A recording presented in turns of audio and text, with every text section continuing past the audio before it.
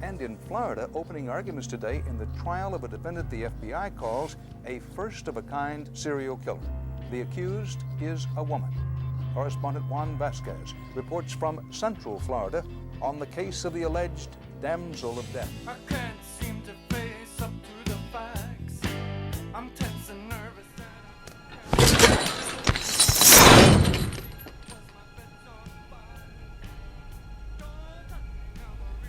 The only way I could have those girls was to kill them, and it worked. They became my spirit wives. They're still with me.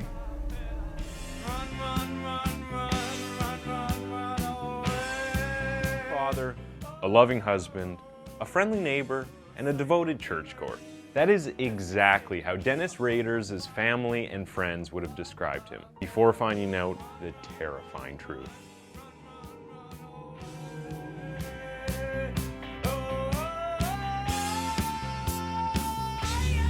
The horror began in June 1984. Los Angeles was under siege. Death waited in the dark at the hands of a man they called the Night Stalker.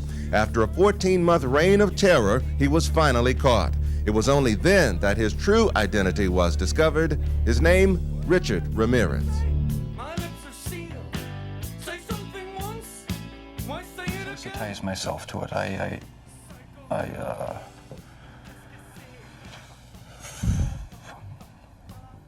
I don't know, I went to great lengths. He is pure evil, but you'd never know it by looking at him. But when you hear him, that's another story.